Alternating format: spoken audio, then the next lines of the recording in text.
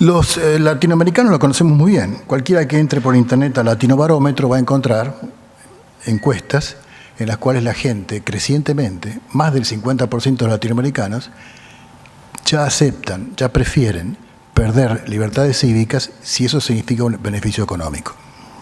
Que esa es la base del populismo. Cuando recuperemos la democracia en América Latina, el poder político volvió abruptamente a los partidos políticos tradicionales que estaban congelados hace 20 años. En algunos de nuestros países, esos partidos políticos tuvieron éxito en gobernar. En otros no.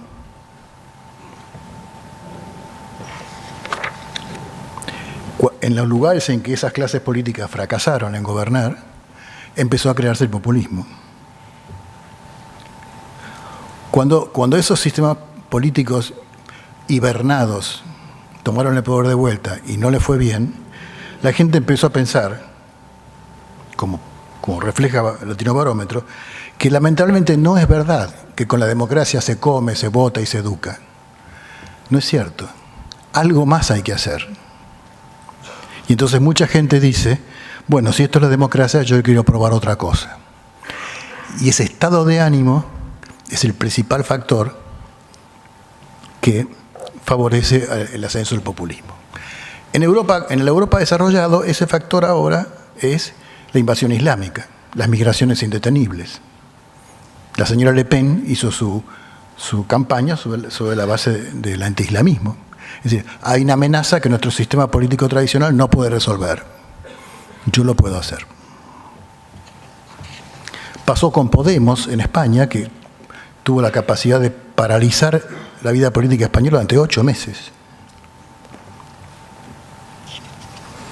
Y Jeremy Corbyn, que es un discípulo de la Clau, acaba de darle una paliza fenomenal a la primer ministra británica y casi le gana las elecciones. Y tiene todo el mecanismo, es un antieuropeo y tiene todo el mecanismo del populismo.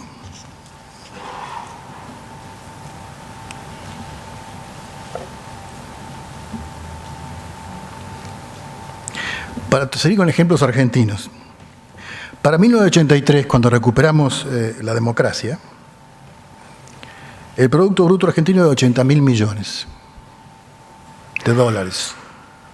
Hoy es varias veces más. Pero el porcentaje de pobres que tenemos hoy no es menor, es mayor que en aquella época. Somos más ricos, pero tenemos más pobres. Hay una falencia de las clases dirigentes, de todas. En esas falencias es donde surge el cuestionamiento a si nuestro sistema político tradicional sirve para resolver el problema de la gente. Y ahí es donde empieza la cuestión. Y entonces comienzan a darse las fracturas y no las convivencias.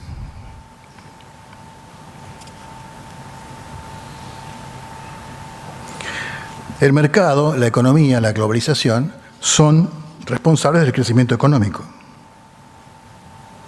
Pero la distribución de esa riqueza, la administración de esos beneficios corresponde al sector político, a las clases políticas. Y es allí donde se está generando la falla.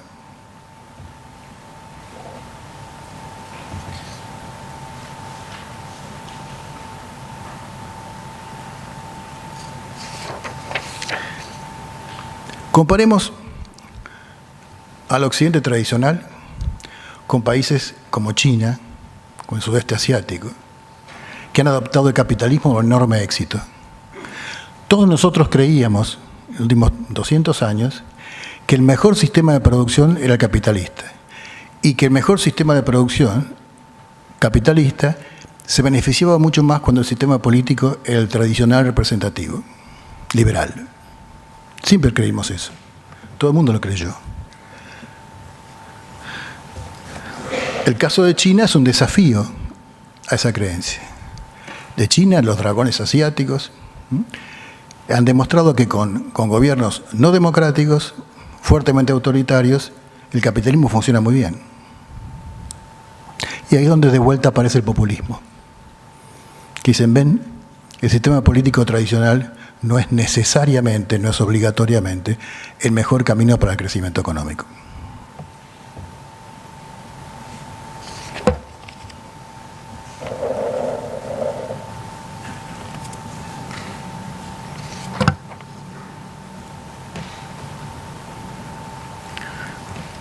Por eso, antes de empezar a considerar la pérdida o la captura de mercados o los flujos de inversiones, sería conveniente prestar atención a cómo está cambiando algo que es previo a todo eso, que influye considerablemente mucho más que eso. Y ese algo es la relación que termine cristalizándose en los próximos años entre el Estado, el mercado y el sistema de gobierno. Todos sabemos cómo funcionan las relaciones entre el mercado y el Estado. Son como las lamparitas en las cuales tienen dos extremos, positivo y negativo. Uno los acerca demasiado y se queman, los aleja y no hay luz. Si encuentran la distancia exacta, la tensión genera la luz. Bueno. Esto es históricamente la relación que ha habido entre el mercado y el Estado. Pero ahora tenemos una condición trifásica, porque hay un nuevo elemento, que es el sistema político en el cual se relaciona el mercado y el Estado. Hasta ahora el sistema político era seguramente el liberal capitalista. Ahora está en duda. Y ese es el dato principal de esta época.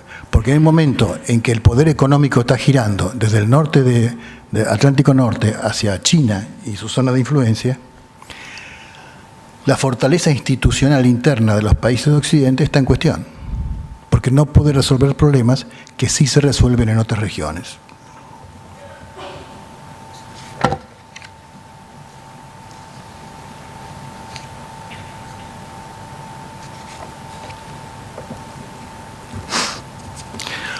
Otro elemento clave de la nueva situación mundial son las armas nucleares. La Guerra Fría tenía una gran tranquilidad, porque estaba manejado solamente por dos protagonistas, solo dos. Y los dos eran bastante racionales. Y los dos comprendieron rápidamente que no se puede ganar una guerra nuclear, es imposible. Y por lo tanto, la posibilidad de una guerra nuclear quedó descartada de principio. La única, quizás, posibilidad distinta fue la crisis de los cohetes en Cuba, de los misiles en Cuba. Bueno. Hoy en día la dispersión de las capacidades atómicas es tan grande que ya los países que tienen la capacidad de generar terribles daños nucleares es enorme. Este es otro dato del mundo moderno que ayuda a que tengamos una organización internacional que está tambaleando.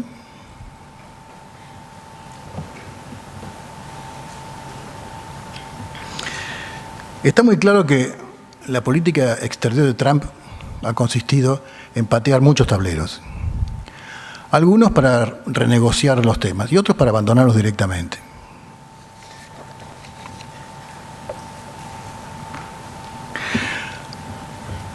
Trump aparece mostrando actitudes contractivas, abandonando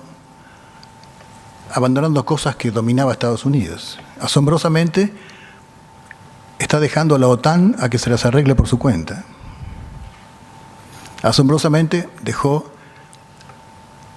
el acuerdo del Transpacífico congelado. Y toda esa zona se la está dejando a China, que reaccionó rápidamente con algo que se conoce con varios nombres: el camino de la seda, el regreso bueno, no importa. Y esos espacios benefician a Rusia y a China. ¿Qué cosa más valiosa para Rusia que la debilidad de la Unión Europea? Es un regalo. La Unión Europea no nació necesariamente con motivos económicos. Nació con motivos militares para contener a la expansión de Rusia.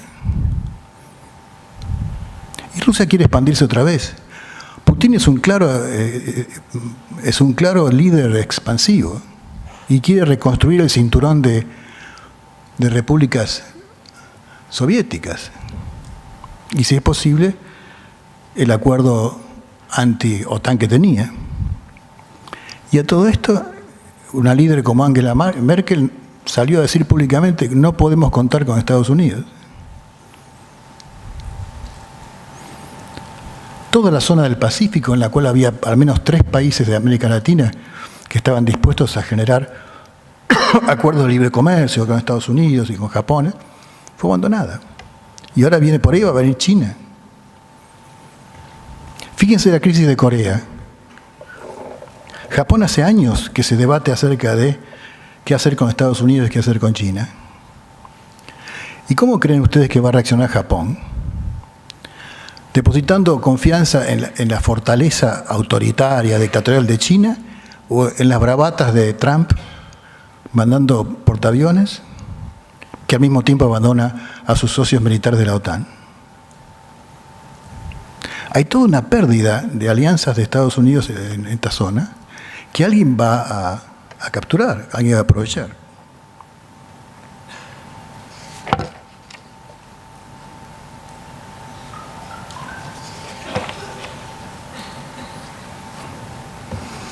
Pero el desprecio de Trump por el mundo que heredó, la relación con el mundo que heredó, no se limita a la alta política. Las personas están siendo amenazadas por esa política. Nosotros tenemos sensibilidad respecto del medio ambiente, pero en Europa esa sensibilidad es mucho mayor. Entonces cada habitante de Europa Occidental se ha enterado de que Trump abandona los compromisos del Acuerdo de París, perjudicando la vida de cada una de las personas. Hay un arreglate como puedas. Y de manera que el nuevo orden mundial, el día que lo tengamos, va a tener que contar con este dato. Como dijo Merkel, estamos solos.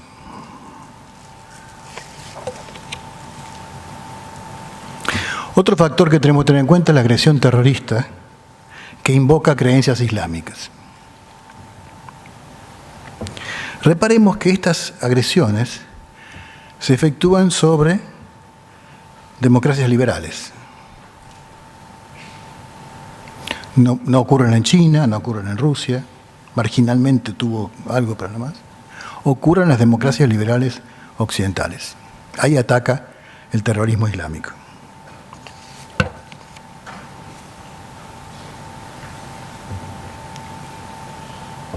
Y uno de los factores de crisis institucional más grande que tiene Europa en este momento es que la gente ve que tiene atentados todos los días y su sistema político tradicional no acierta a resolver el problema.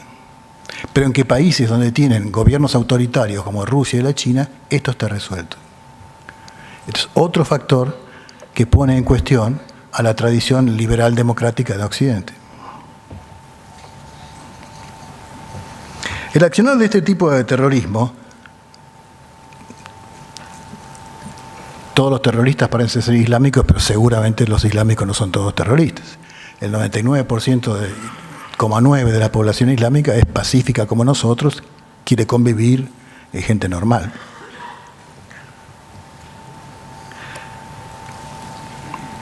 Pero el accionar de este tipo de terrorismo configura un éxito de la manipulación de la opinión pública. Las posibilidades que tiene un norteamericano de morir en un ataque terrorista es de 1 en 20 millones. Las posibilidades que tiene un norteamericano de morir en la bañadera por un resbalón es de 900.000. Pero vivimos aterrorizados por la posibilidad de un ataque islámico y no por mejorar la seguridad de nuestras casas.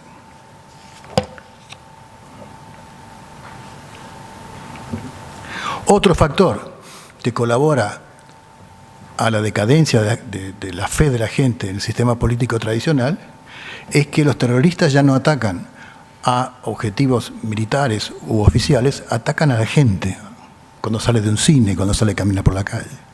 Se sienten personalmente atacadas y se sienten personalmente indefensas. De nuevo, el sistema tradicional occidental cae en el prestigio de la gente.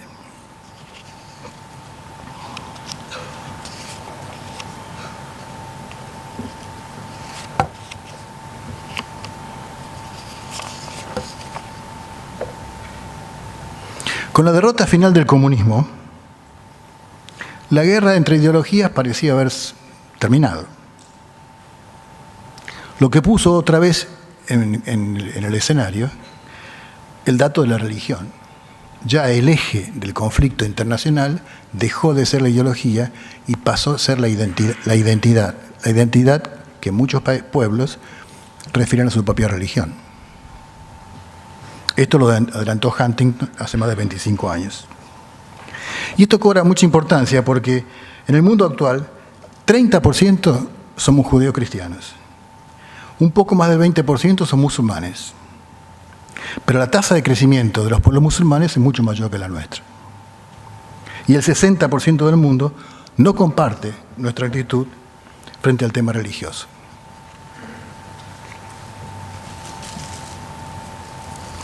Esto podría no ser más que un dato, pero cuando terminó la Guerra Fría, la OTAN hizo estudios acerca de cuál sería el futuro enemigo, cuál sería la hipótesis de conflicto futura. Y la hipótesis de conflicto futura más importante, hace más de 20 años, definida por la OTAN, fue las migraciones no reguladas, las migraciones no administradas. Y es cierto, eso ha ocurrido. La enorme crisis que tiene Europa es por las migraciones no controladas.